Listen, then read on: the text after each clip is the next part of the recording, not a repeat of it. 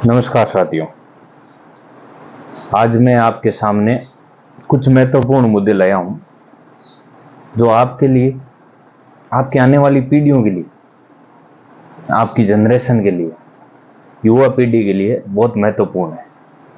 आज का जमाना पढ़ा लिखा जमाना बोला जाता है, हमारी भाषा में हमारे बड़े बुजुर्गों द्वारा इंटरनेट का जमाना बोला जाता है, ऑनलाइन का जमाना बोला जाता है।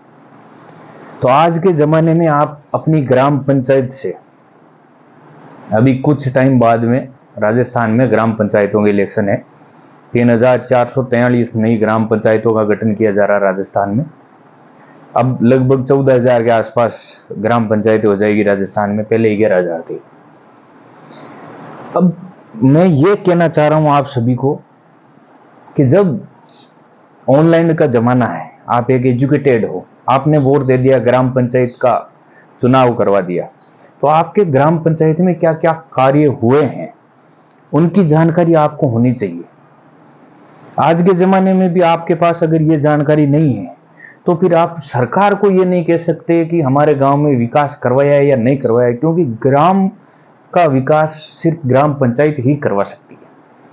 और आपके पास अगर उसकी जानकारी नहीं है तो फिर आप सरकार के ऊपर अंगुली नहीं उठा सकते। आप ना विधायक के ऊपर अंगुली उठा सकते, ना किसी और के पास, क्योंकि आप जवाब नहीं मांग रहे।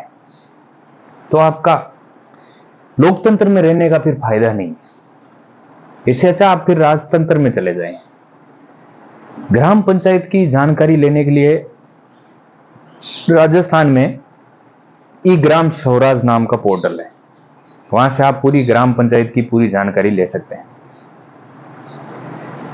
बहुत सारी ग्राम पंचायतों में अलग अलग काम हुए हैं, वो आपको आपकी ग्राम पंचायत का आप जैसे भी जानकारी लोगे वैसे आपको पता चल जाएगा। मैं मोटे तौर पर ग्राम पंचायत में जो मुख्य चीजें हैं वो बताना चाहूंगा। हर ग्राम पंचायत को सालाना लगभग 10 से 12 लाख रुपए सफाई के मिलते हैं। अगर आपकी ग्राम पंचायत में सफाई का कार्य नहीं हुआ है तो आप उसकी जानकारी लें, और नहीं हुआ है तो ग्राम सेवक, जो आपकी ग्राम पंचायत का पहला अधिकारी होता है, उससे उसका पूरा ब्यौरा लें, जानकारी ले, सफाई क्यों नहीं हुई है। सरपंच में नहीं है, ग्राम सेवक उसके लिए जवाबदार है।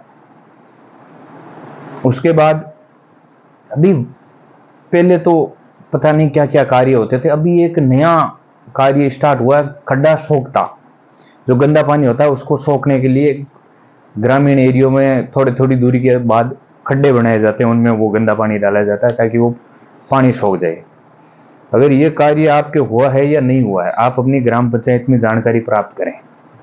नहीं हुआ है तो ग्राम सेवक से ये जवाब लें, और अभी से पूरी डिटेल अपने पास रखे। आगे आने वाले इलेक्शन में उन्हीं नेताओं को, उन्हीं सरपंचों को, वार्ड पंचों को, उन्हीं को चुने जो आपके लिए कार्य कर सकते हैं।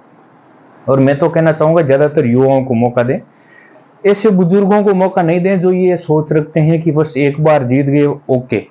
ग्राम पंचायत का अगर आप विकास करवाना चाहते हो तो उन युवाओं को मौका दें जो आपके लिए कार्य करना चाहते हैं। और युवा वो कभी नहीं चाहेगा कि मेरी जिंदगी भर के लिए मेरा नाम खराब हो, वो पंचायत में अच्छे कार्य ही करवाएगा। इसलिए मैं आपसे निवेदन करना चाहूंगा, जितना भी हो सके आप अपनी ग्राम पंचायत को डेवलप करें। ग्राम पंचायत डेवलप होगी तो स्टेट अपने आप डेवलप हो जाएगा, क्योंकि ग्राम पंचायत पहली सीढ़ी है। ग्राम पंचायत में ग्राम पहली सीढ़ी है।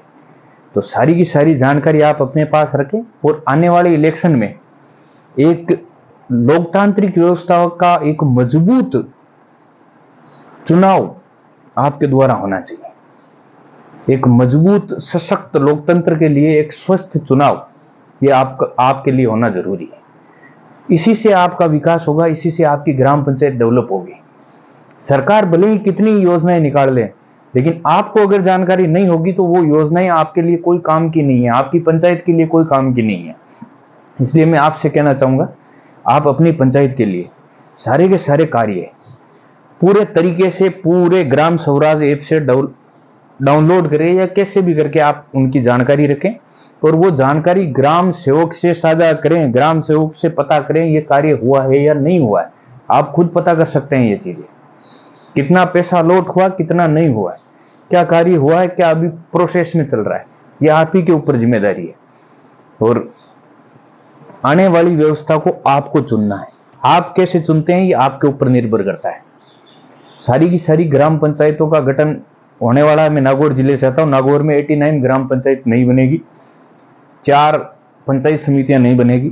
हर डिस्ट्रिक्ट का अलग अलग आ गया है ब्यौरा, किस जगह कहाँ कितनी पंचायतें और ग्राम पंचायतें और पंचायत समितियां नहीं बनेगी।